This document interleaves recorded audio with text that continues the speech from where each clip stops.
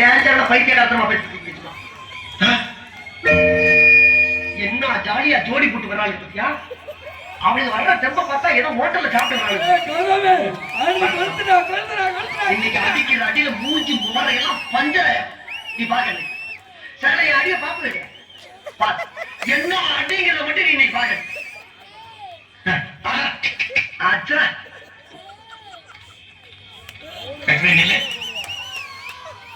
எங்க போயிட்டு வர ஒன்னே தாண்டி எங்க போய் ஊர் சுத்திட்டு வந்த? பொம்பளைங்க வெளியில போனா ஊர் சுத்திட்டு வராங்கன்னு அர்த்தமா? பின்ன ஆம்பளைங்க வெளியே போயிட்டு வந்தாங்கன்னா வேலைக்கு போயிட்டு வர்றாங்கன்னு அர்த்தம். பொம்பளைங்க வெளியே போயிட்டு வந்தா ஊர் சுத்திட்டு வர்றாங்கன்னு தான் அர்த்தம். என்ன பேசிக்கிட்டு நேரம் அது?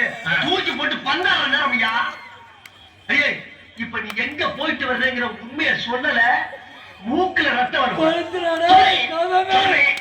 வேலைக்கு போயிட்டு வரோம். ஒரு ஆம்பளை கேடு இருக்க நீ பாடு போயிருக்க. வேலைக்கு எதுக்கு போனா யாருக்கிட்ட போன?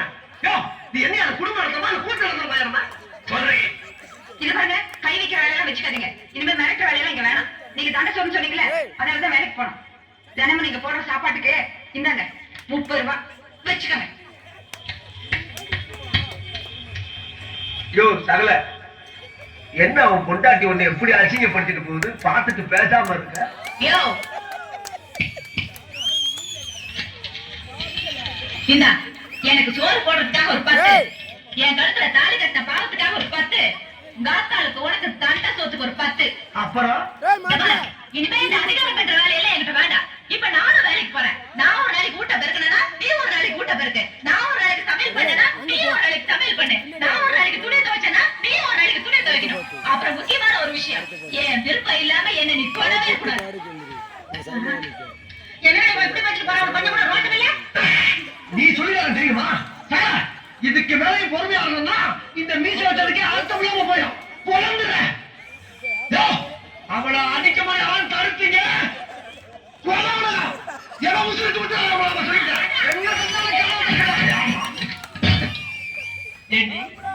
கேவலம் ஒரு 30 ரூபாய் காசை சம்பாதிச்சு அட்லீஸ்ட் ஒரு சமயக்காரன் முன்னால என்னைய சமைக்க சொல்லுவ, கூட்ட சொல்லுவ, துணி தைக்க சொல்லுவ. மெட்ராஸ்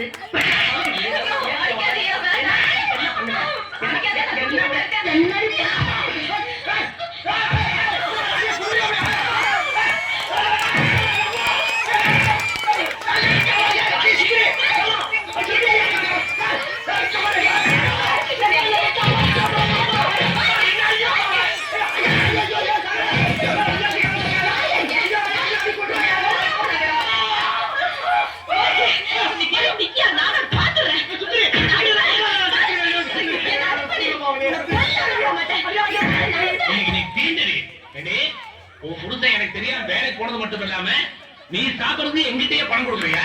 உன்னை இனிமே இந்த அடிக்கிற வேலையில வேண்டாம்.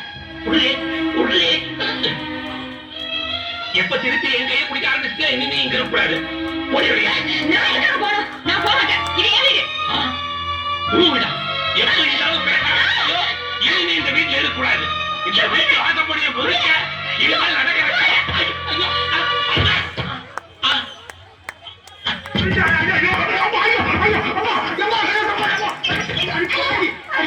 பெற்ற தாயாரி பெற்ற பேய் உள்ள வச்சு நாயா அடிக்கா எடி வெளியிட்டு வேலைக்கு அடி பாக்குறேன்.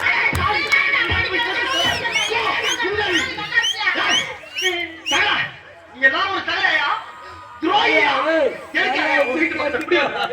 ஒரு ஆத்திர அவசரத்துக்கு கொலை பண்ணி வந்து நானு இல்ல கைய முறிக்கிட்டு நெஞ்சில குத்துறாயா? அந்த குத்து குத்துறா வெளியிட்டு வேலைக்கு பாக்குறா அறிவு கெட்டவனே. என்ன அடி அடிக்க ஆரம்பிச்சா? நானே என் பொண்டாட்டி தள்ளி விட்டதுல அடிபட்டு தூக்கி விடுறதுக்கு ஆள் இல்லாம தட்டு தடுமாறி எந்திரிச்சு நிக்கிறப்பா. அண்ணி உதயமா அடிச்சிருச்சு. இது வேற ஒண்ணும் இல்ல, ஏதோ சதி திட்டம் போட்டு வேலை நடந்துகிட்டு இருக்கு. இனிமேல் நம்ம 2 பேரும் ஸ்டெப் கூட வீட்டுக்குள்ள போக கூடாது. அது மட்டும் இல்ல, ஒரு நிமிஷம் கூட நம்ம இங்க இருக்க கூடாது. வா ஓடிடலாம்.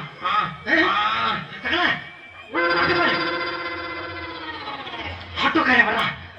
சகல இப்ப நடந்ததெல்லாம் நம்மளுக்குள்ளே இருக்கட்டும். குறிப்பா நம்ம இப்ப அடி வாங்கின மேட்ரு சொல்லவே முதல்ல முகத்தை தொடரும். சீக்கிரம் அடிப்பா மூஞ்சில குத்துட்டாங்க. கையில பல்லுப்பாடு போவோமே வாங்க சகல, என்ன நேரத்துல? வீட்டை விட்டு துரத்துன போது நேரம் எல்லாம் பார்க்க முடியுமா? வீட்டை விட்டு துரத்திட்டாங்கடா.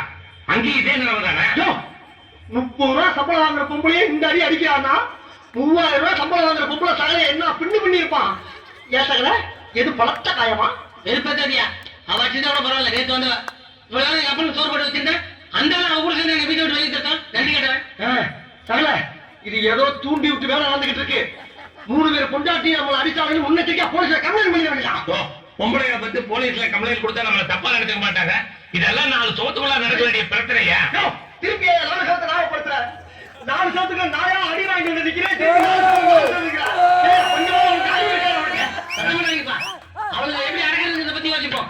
அடக்க நடக்குதா, அங்க ஒரு சைடு வீக் கிடக்குது, இங்க இடுப்பு உடச்சு கிடக்குது.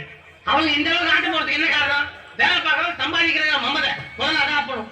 எப்படி அவளுக்கு வேலை பார்க்கற ஆபீஸுக்கு போறோம், அந்த மேனேஜர் தாத்தாத்தோம் அவனே அவளுக்கு வேலை விட்டு தோத்தான்.